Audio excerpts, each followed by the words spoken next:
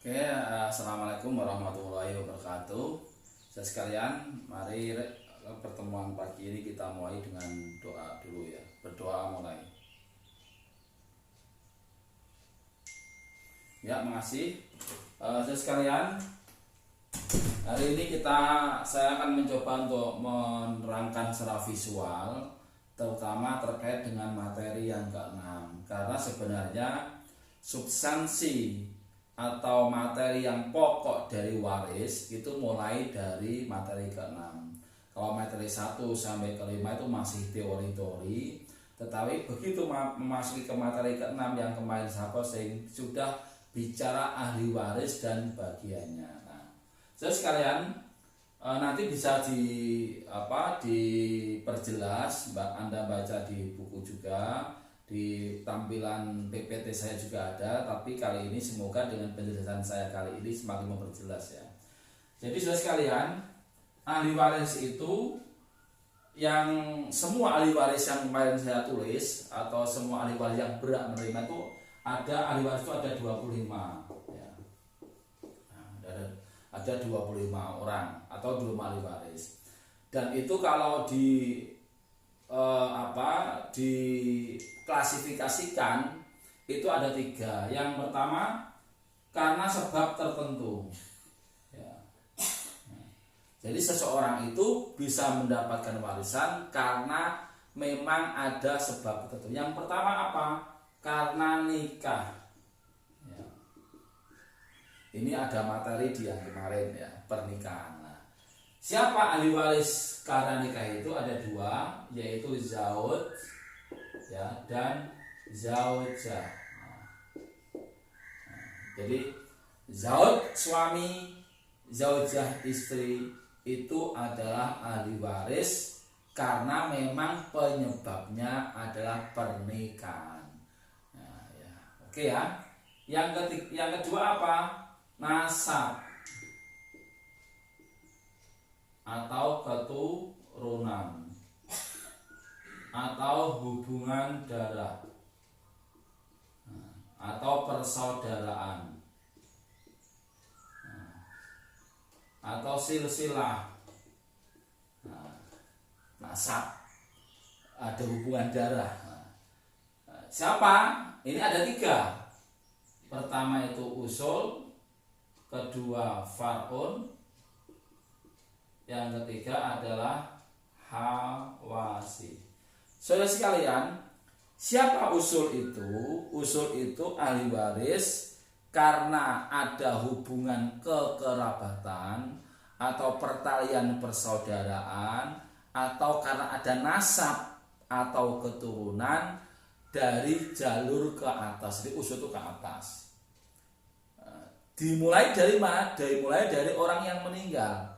Jadi semua perhitungan waris saudara sekalian itu titik permulaannya itu dilihat dari orang yang meninggal. Usul ini juga demikian. Usul itu berarti orang atau garis keturunan dari orang yang meninggal, tapi garisnya ke atas. Dimulai dari siapa? Ada bab, ada abun sama umun. Ada abun. Jadi generasi pertama usul itu abun dan umun. Abun itu bapak, umun itu ibu. Saya sekalian, saya ingatkan sejak awal. Jadi sengaja saya dalam menyebut ahli waris itu memakai bahasa Arab. Kenapa? Karena ini lebih mudah untuk diucapkan dan lebih gampang untuk dipahami, ini menurut saya. Nah, nanti Anda bisa membuktikan nanti di selanjutnya ya. Jadi ada abun, ada umun. Nah, yang kedua siapa saudara sekalian? Nah, tentu yang namanya abun dan umun juga punya orang tua. Gitu. Kalau dia dari orang yang meninggal, berarti apa? Orang tuanya bapak sama orang itu apa? Kakek dan nenek. Nah, ada jadun atau umun. Nah, itu sekalian, ada jadun sama jaddatun.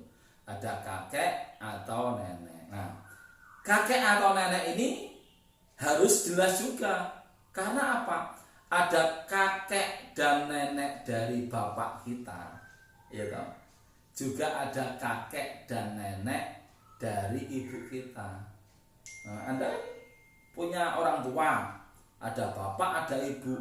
Nah, tentu kakek dan nenek Anda kan ada 4. Nenek kakek ada 2, nenek ada 2. Nenek dan kakek dari jalur bapak, ya toh. Kemudian kakek dan nenek dari jalur ibu. Nah, ini ada seperti usul kedua siapa? Itu adalah garis keturunan ab. Nah, makanya ada abu abi atau jad min ab. Jad min ab. Nah, bisa juga. Nah, jad min ab. Terus jadah min Nah, jadah min dan jad min dan jadah min ab. Ada kakek dari jalur bapak, ada nenek dari jalur bapak, kemudian ada nenek dari jalur ibu. Nah, itulah usul yang kedua dan seterusnya. Yang kedua, saudara sekalian, adalah namanya far'un. Far'un itu adalah ahli waris yang mendapatkan atau yang mempunyai hubungan kekerabatan atau nasab sama dengan usul tadi dengan yang meninggal, tetapi dari jalur ke bawah, dimulai dari anak, sehingga ada 2, ada ibnun sama bintun. Nah, ibnun itu siapa? Anak laki-laki. Bintun siapa? Anak perempuan. Nah, jadi generasi pertama far'un itu adalah ibnun dan bintun. Kemudian generasi kedua siapa? Anaknya atau keturunannya ibnun. Jadi yang diakui sebagai far'un generasi kedua, ya, yang nanti mendapatkan harta waris itu adalah keturunannya ibnun. Ada ibnu ibnin sama bintu ibnin. Siapa ibnu ibnin? Ibnu ibnin siapa? Nah, kenapa dipakai bahasa Arab? Ibnu ibnin, gampang toh. Ibnu ibnin itu apa? Cucu laki-laki dari anak laki-laki. Panjang toh. Lebih simpel ibnu ibnin. Bintu ibnin siapa? Cucu perempuan dari anak laki-laki. Saudara sekalian, saya ingatkan ke Anda, jadi dalam penghitungan waris itu harus jelas. Harus jelas jenis kelaminnya, kemudian harus jelas silsilahnya itu ke siapa. Karena apa? Keturunan ibnun sama keturunan bintun itu berbeda nantinya. Dalam pembagian warisan itu berbeda. Meskipun sama-sama posisinya sebagai cucu. Nah, ingat itu ya. Nah, makanya sekali lagi ketika kita bicara ahli waris, saya akan selalu menggunakan ya kadang-kadang saya terjemahkan ya, memakai istilah bahasa Arab biar memudahkan. Kemudian hawasi. Nah, yang namanya hawasi itu adalah menyamping. Jadi kerabat atau nasabnya dari orang yang meninggal menyamping. Itu ada apa? Ada saudara sekandung. Saudara bisa laki-laki, bisa perempuan. Kalau laki-laki berarti apa? Akhun syakik. Kalau perempuan ukhtun syakikoh. Saudara perempuan sekandung. Jadi akhun ini ada akhun syakik sama ukhtun syakikoh. Itu hawasi. Termasuk di dalamnya ada yang li'ab. Nah, ada saudara laki-laki sebapak atau akhun li'ab, dan ada saudara perempuan sebapak, ada akhun li'um. Akhun li'ab. Demikian juga ada seibu. Nah, itu banyak toh. Ada akhun li'um berarti saudara laki-laki seibu. Kemudian ukhtun li'um, saudara perempuan seibu. Jadi inilah Hawasi, ya Hawasi tingkat pertama itu saudara. Hawasi tingkat kedua siapa? Anak-anak dari saudara. Baik, tadi yang saya sebutkan. Nah, sekalian, jadi ini sekali lagi sebab dari yang kedua itu adalah nasab. Yang ketiga apa? Memerdekakan budak. Ini ada mu'tik, orang yang memerdekakan budak laki-laki, dan mu'tikoh, orang yang memerdekakan budak orang perempuan yang memerdekakan budak. Mu'tik orang laki-laki yang memerdekakan budak. Jadi sekali lagi, dari 25 ahli waris ini ya, itu bisa diperinci atau dikategorikan kenapa dia mendapatkan warisan. Nah, makanya yang pertama itu ada pernikahan. Nah, kemarin sudah saya jelaskan keterangannya, kemarin sudah ada sebab-sebab mewarisi ya. Itu ada zauj, suami, zaujah adalah istri.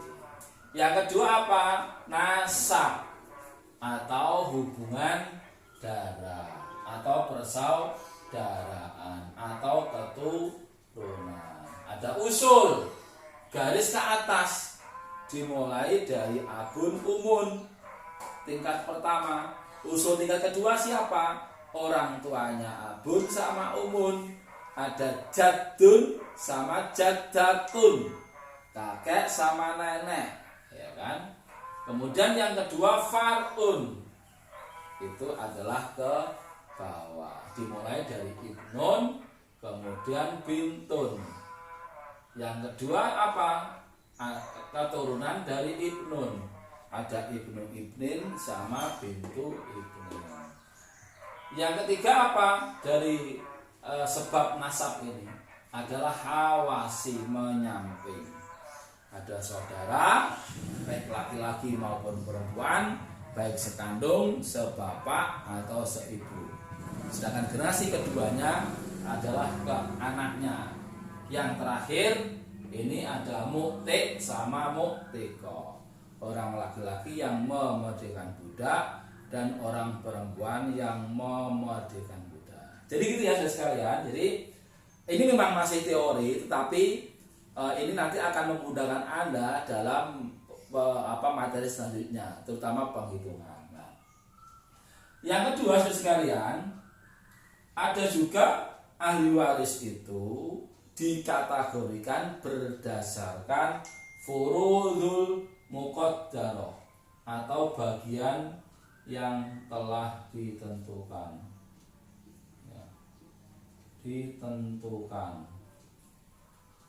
Saudara sekalian, di surat An-Nisa ayat 11, 12, kemudian 176 nanti dibaca silakan. Di situ telah disebutkan secara zahir, secara jelas bahwa ada bagian-bagian tertentu yang memang sudah dijelaskan di Al-Quran, dan semua ulama mengatakan bahwa ini adalah bersifat qot'i. Nah, Anda kalau tidak salah semester ini kan mengambil ulumul Quran.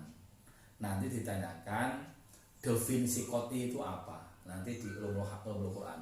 Yang pasti yang namanya qot'i itu udah pasti, tidak boleh diutik-utik. Di Al-Quran dikenal namanya furudul muqaddarah.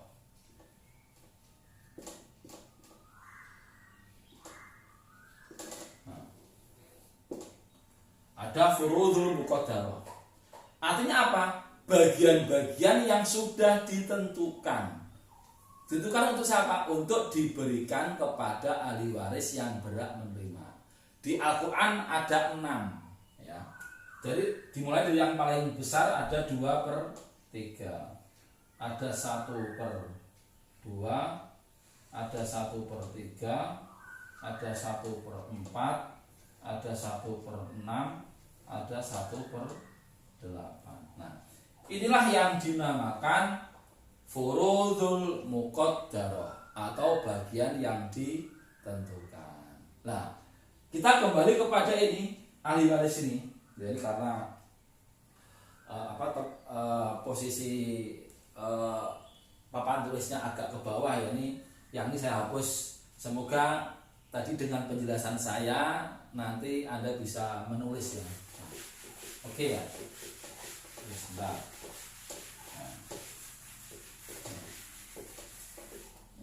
Oke ya, jadi bagian yang ditentukan.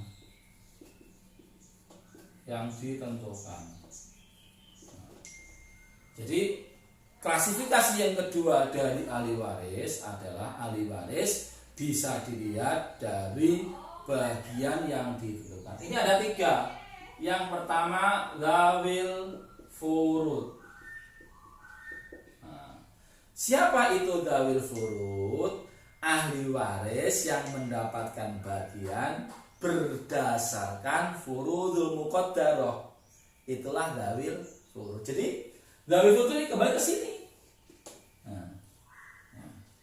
Jadi siapapun ahli waris yang mendapatkan furudul muqaddarah 2/3, 1/2, 1/3, 1/4, 1/6 dan 1/8, itulah dinamakan furudul muqaddarah. Siapa itu? Di materi yang 6 kemarin sudah ada. Nanti Anda perjelas di buku ulang. Contoh misalnya, siapa ahli waris yang mendapatkan 2/3? 1. Bintani atau lebih. 2 anak perempuan atau lebih. Pertama itu 2 anak perempuan lebih. Syaratnya apa? Tidak bersama dengan ibnun. Nah, jadi kalau ada 2 anak perempuan atau lebih kemudian tidak bersama dengan ibnun, maka 2 anak perempuan ini dapat 2/3. Ini contohnya itu. Kedua misalnya 2 cucu perempuan dari anak laki-laki atau lebih. 2 atau lebih cucu perempuan dari anak laki-laki. Bintu ibnin. Nah, cucu perempuan dari anak laki-laki 2 orang atau lebih itu mendapatkan 2/3 dengan syarat tidak bersama dengan tidak bersama dengan anak atau cucu laki-laki dari anak laki-laki. Itu juga dapat 2/3 dan seterusnya. Inilah furudul muqaddarah. Nah, contoh lagi misalnya, siapa yang dapat setengah? 1 seorang anak perempuan. Nah, itu dapat setengah. Syaratnya apa? Dia seorang diri dan tidak bersama dengan ibnun atau tidak bersama dengan anak laki-laki dan seterusnya.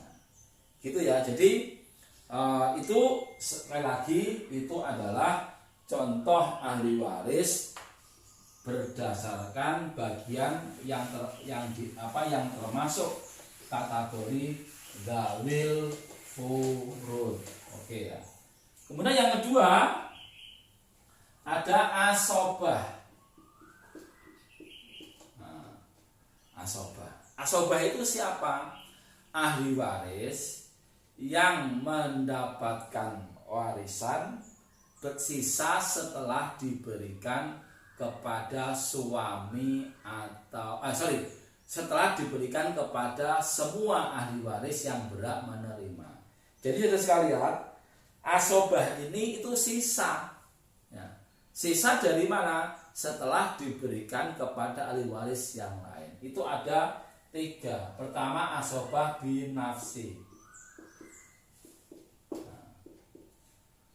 Binafsi itu apa ya?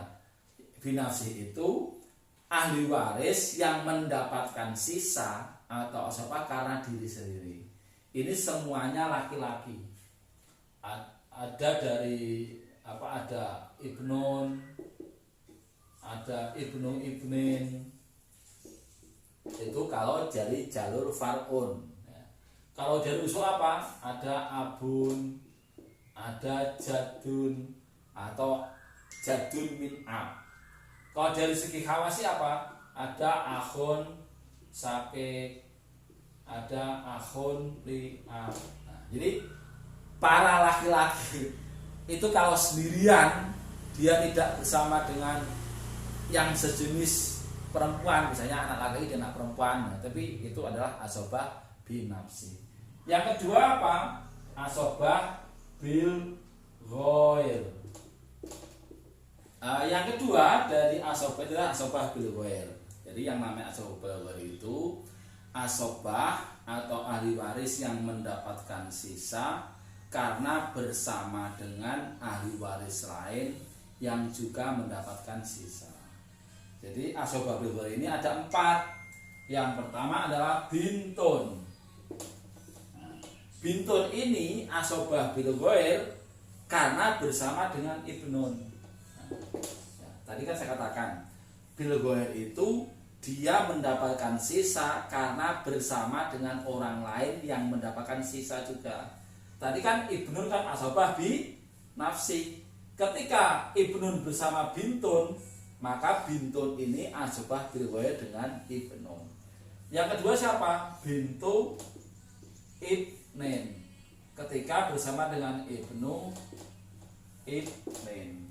Nah, jadi ibnu bintu. Jadi bintu ibnin, cucu perempuan dari anak laki-laki, asobah bil ghair pada saat bersama dengan ibnu ibnin, cucu laki-laki dari anak laki-laki. Yang keempat, yang ketiga siapa?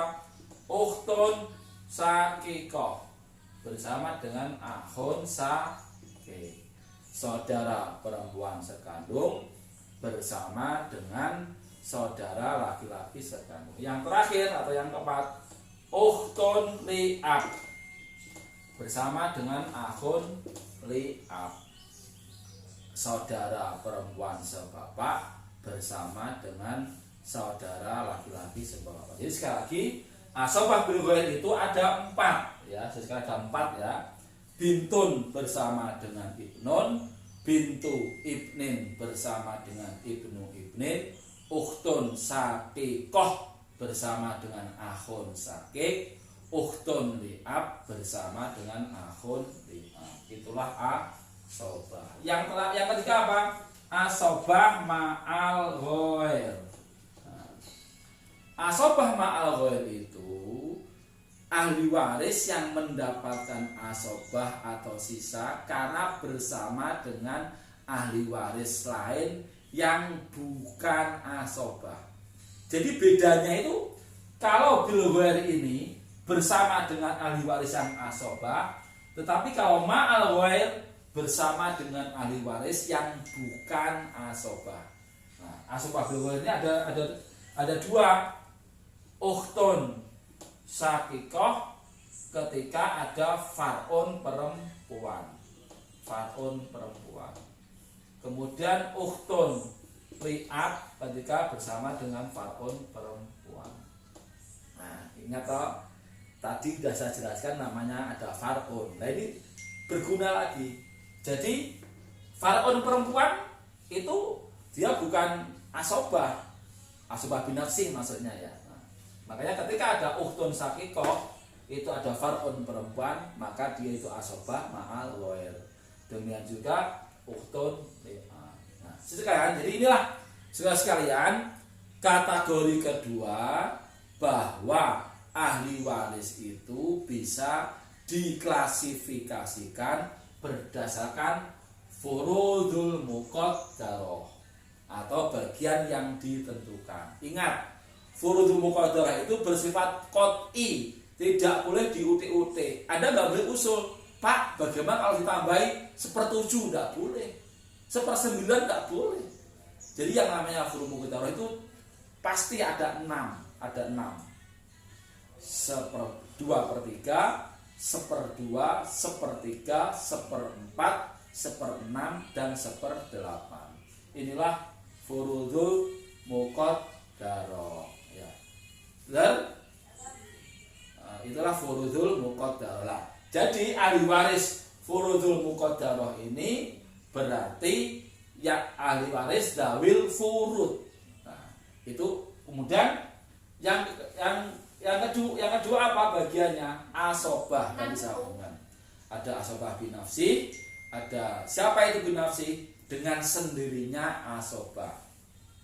Asobah bil ghair ketika dia asobah bersama dengan ahli waris lain yang asobah. Asobah ma'al ghair ketika bersama dengan ahli waris yang bukan asobah. Oke ya, paham ya bro ya. Jadi harapan ada paham.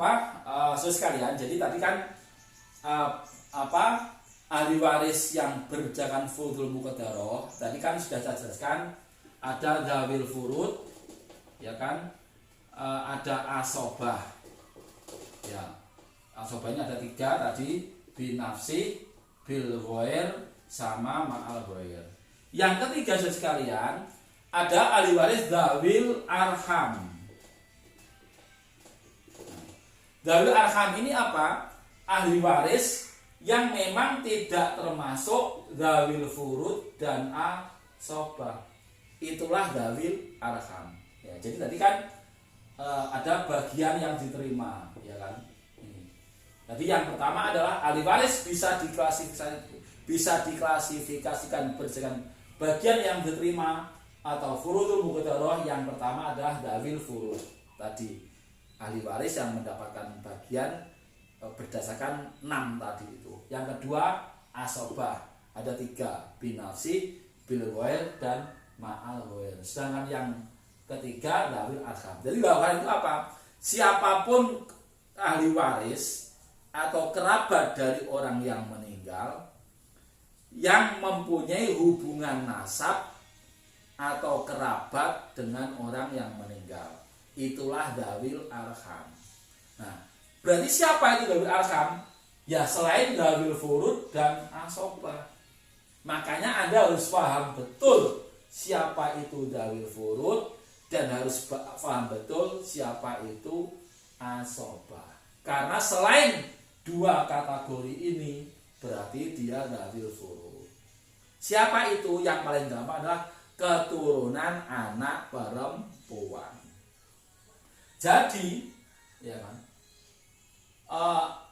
Ibnu bintin atau cucu laki-laki dari anak perempuan maupun cucu perempuan dari anak perempuan itu dzawil arham. Bagiannya dzawil arham. Dia termasuk dalam kategori itu. Nah, dan dalam hitungan waris selama ada dzawil furud dan asobah, dzawil arham itu tidak mendapatkan. Gitu ya, sekalian. Jadi ini harus ingat. Makanya saya berharap setelah materi ini nanti Anda harus hafal siapa itu ahli waris dan berapa besar bagiannya, agar tahu siapa saja yang termasuk dzawil arham. Oke, gitu. Oke ya. Nah, sekarang yang terakhir. Yang terakhir itu apa?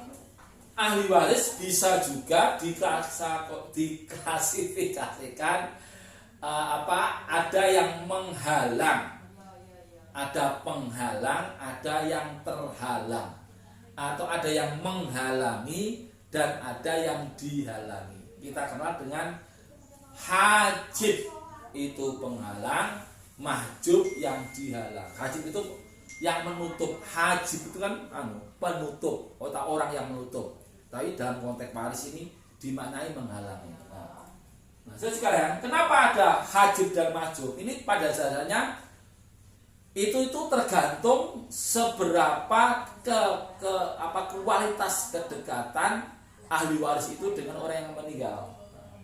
Nah, ada hajib sama mahjub. Ini ada 2, hirman dan nukson. Ini tak hapusnya aja nih ya. Ada Hirman dan Nukson. Jatuh. Tak hapus dulu ya.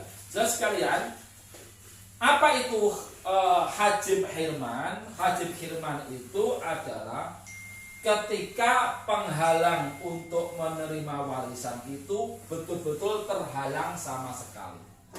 Artinya apa? Dia itu terhalang secara permanen sehingga tidak mendapatkan warisan. Contoh misalnya, Ibnu Ibnin, siapa tuh Ibnin? Cucu laki-laki dari anak laki. Dia terhijab secara Hirman oleh Ibnun. Dengan bahasa lain apa? Kalau ada Ibnun, anak laki-laki, generasi pertama Faraun, maka Ibnu Ibnin ini, cucu laki-laki dari anak laki-laki, generasi kedua Faraun, dia terhalang secara Hirman, tidak mendapat sama sekali. Itulah namanya hijab Hirman. Sedangkan hijab Nukson itu hijab mengurangi. Jadi dia itu masih menerima harta waris tapi berkurang. Nah, contohnya siapa? Zaud itu dihijab secara Hirman, secara Nukson oleh adanya Faraun. Faraun itu siapa ayo? Faraun itu mulai dari Ibnun, Ibnin, bintu Ibnin, Ibnu Ibnin. Nah, kenapa kok Zaud ini dihijab Nukson? Sebenarnya Zaud itu dapat setengah kalau tidak bersama dengan Faraun. Jadi yang namanya Zaud, suami, itu janjane bagiannya setengah ning nak ora ono Faraun, entah itu laki-laki atau perempuan. Tapi karena ada Faraun, nah, maka Zaud ini dapat 1/4. Inilah yang dinamakan hijab Nukson. Oke ya, sekarang jadi bisa dipahami ya.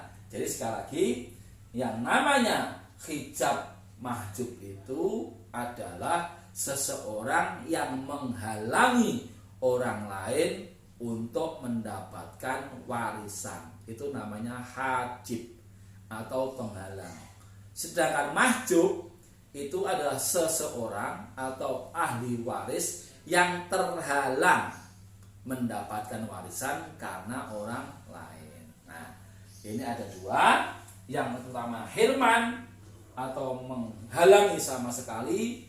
Yang kedua Nukson, menghalangi tapi mengurangi. Contohnya ini, ketika ada Ibnun atau ada anak laki-laki, dia menghijab secara Hirman Ibnu Ibnin, cucu laki-laki dari anak laki-laki. Sedangkan yang kedua hijab Nukson adalah mengurangi. Ketika ada Faraun ini, maka Zaud dapatnya 1/4. Itu ya sekalian. Nah, sekarang nanti materinya belum saya bagi ya, nanti di kuliah ini saya bagi. Nah, sekarang sekalian, dari semua penjelasan tentang ahli waris dan bagiannya sebenarnya dapat disimpulkan. Ya. Dapat disimpulkan. Ada kesimpulan dan ini itu tidak ada dalam buku ya. Anda harus hafal di luar kepala. Ya. Jadi ini apa ya istilahnya, untuk memudahkan Anda ketika menghadapi hitung waris. Nah, jadi sekalian, dari semua penjelasan tadi itu bisa disimpulkan sebenarnya, dan ini tidak ada dalam buku. Jadi yang pertama apa? Ada 5 ahli waris yang pasti mendapatkan. Ya, jadi 5 orang itu kalau itu ada pasti mendapatkan, yaitu Ibnun, Bintun, Abun, Umun, Zaud atau Zauja. Jadi Kalau ada anak laki-laki ibnun, ada anak perempuan bintun, ada bapak abun, ada ibu umun, ada zauj suami atau zaujah istri, pasti dia mendapatkan. Itu yang pertama. Yang kedua, jika kelima ahli waris itu ada, maka ahli waris lain terhalang. Nah, yang kedua. Nah, jadi kalau kelima-limanya ini ada dan semua yang itu ada, itu terhalang. Yang dapat hanya 5. Yang ketiga, ibnun, anak laki-laki atau generasi pertama far'un, dia menghijab seluruh far'un di bawahnya dan hawasi. Jadi kalau ada ibnun, maka far'un di bawahnya ibnu ibnin, bintu ibnin, ibnu ibni ibnin, ibnu bintu ibni ibnin, dan seterusnya, itu terhalang. Demikian juga hawasi. Siapa? Saudara, bisa sekandung, sebapak, seibu, laki-laki atau perempuan, atau anaknya saudara. Itu namanya hawasi. Jadi ibnun ini luar biasa. Dia menghijab far'un di bawahnya dan hawasi. Demikian pula ibnu ibnin jika tidak ada ibnun. Artinya apa? Ibnu ibnin itu juga bisa menghijab far'un di bawahnya dan hawasi. Yang keempat apa? Abun. Abun generasi pertama usul menghijab usul di atasnya dan hawasi. Nah, jadi kalau ada abun, maka jadun min ab, jadun min itu terhalang. Tetapi yang abun ini sesama ya. Jadi kalau ayah menghijab ke kakek, tidak bisa menghijab ke nenek ya. Jadi sesama laki-laki. Yang kelima, saudara sekalian, jika ada ahli waris dawil furud dan asobah, maka dawil arham tidak mendapatkan. Jadi dawil arham itu akan terhalang oleh dawil furud dan atau asobah. Artinya apa? Dawil furud dan asobah bisa menghijab dawil arham, dawil furud saja bisa menghijab dawil arham, asobah saja bisa menghijab dawil arham. Nah, jadi karena itu Anda harus paham seperti yang tadi saya sampaikan. Dawil furud itu apa, siapa, asobah itu siapa, sehingga bisa dawil arham. Kemudian yang keenam, sekalian, ya, sesama asobah binafsi itu saling menghijab. Sesama asobah binafsi dalam satu jalur. Misalnya jalur far'un, ya kan? Ada ibnun, maka menghijab ibnu ibnin. Ada abun, maka menghijab jadun. Nah, itu maksudnya seperti itu ya. Jadi itu ya sekalian, beberapa catatan yang memang Anda harus betul-betul pahami, karena sekali lagi ilmu waris ini sangat berkaitan antara satu sama yang lainnya. Makanya tadi di awal saya sampaikan, Anda harus betul-betul paham ya. Oke. Nah, sekalian, yang selanjutnya yang nomor 7, kalau Anda lihat tadi itu sebenarnya di waris Islam itu nomor 7, siapa yang paling dekat dengan orang yang meninggal, dialah yang paling berhak untuk warisi. Jadi itu saya sekalian. Jadi contoh tadi apa ya, ibnun dengan ibnu ibnin, maka antara anak dan cucu tentu yang lebih dekat nasabnya itu adalah anak. Makanya yang bertuju adalah yang paling dekat dengan orang yang meninggal, dia berpotensi untuk untuk mendapatkan harta warisan. Oke ya sekalian ya, jadi paham ya. Jadi sekali lagi ada 7 kaidah yang harus Anda hafal. Yang pertama, ada 5 ahli waris yang pasti mendapatkan ibnun, bintun, abun, umun, zaud atau zaujah. Yang kedua, jika kelima ahli waris itu ada, maka yang lainnya terhalang, bisa terhalang secara nukson atau hirman. Yang ketiga apa? Ibnun, generasi pertama far'un, akan menghijab seluruh far'un di bawahnya dan hawasi. Demikian juga ibnu ibnin. Yang keempat, abun, generasi pertama usul, akan menghijab usul ke atasnya dan hawasi. Jadi posisi di sini antara far'un, usul dan hawasi, yang paling rentan atau yang paling lemah itu adalah hawasi. Karena apa? Hawasi bisa dihijab oleh jalur usul, oleh bapak, atau oleh far'un, oleh anak maupun anak laki-laki atau cucu laki-laki dari anak lakinya. Ya, kemudian yang kelima apa? Selama ada dawil furud dan asobah, maka dawil arham tidak mendapatkan sama sekali atau terhalang. Ya, kemudian sesama asobah binafsi itu saling menghijab, ya, selama dalam satu rumpun, sama-sama fatun, sama-sama usul. Yang terakhir, yang ketujuh, siapa yang paling dekat hubungan kekerabatan dengan yang meninggal, dialah yang paling berpotensi untuk mewarisi. Ya. Kemudian yang terakhir dari sesi kali ini ya, lalu bagaimana cara atau langkah-langkah dalam menghitung harta waris? Ya. Jadi memang ada beberapa langkah ya dalam menghitung harta waris, menyelesaikan persoalan warisan ya. Ya, yang pertama ya, langkah yang pertama ya. Jadi satu, itu pastikan semua ahli waris itu siapa. Artinya apa?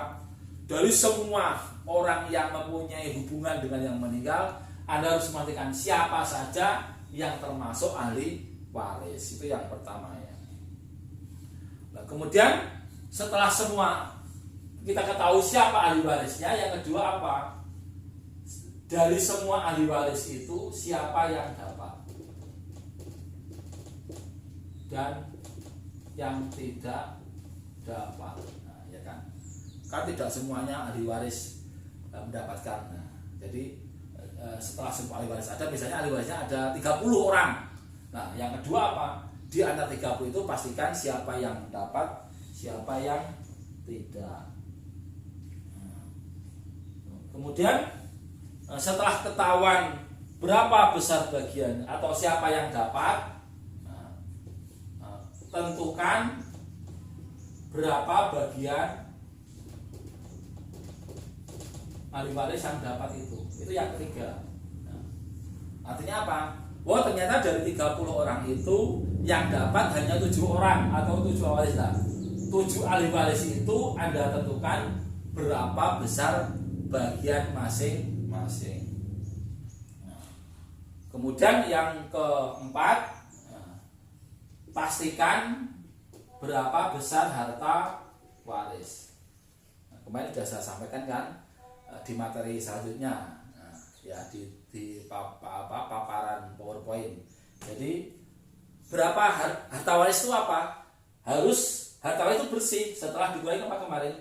Ada wasiat, ada hutang, ada sama perawatan jenazah. Jadi langkah keempat jadi misalnya dia meninggalkan uang 1 miliar, ya 1 miliar itu belum bisa dikatakan ahli waris. Harus dilihat dulu apakah ada wasiat, biaya perawatan jenazah, atau ada hutang. Nah, jadi harta warisnya itu dikurangi itu dulu, itu baru namanya harta waris. Kemudian yang selanjutnya yang kelima, baru ditentukan asal masalah. Tentukan asal masalah. Nah, asal masalah itu apa?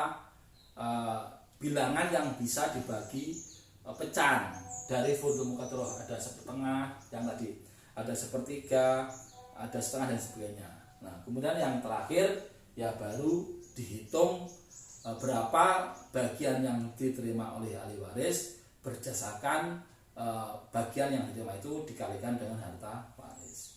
Itu ya saudara sekalian. Jadi sekali lagi cara-cara untuk menghitung waris. Yang pertama, pastikan dulu semua ahli waris yang ada. Yang kedua adalah di antara ahli waris yang ada itu siapa yang dapat, siapa yang tidak. Yang ketiga adalah ahli waris yang dapat itu berapa bagiannya. Yang keempat adalah berapa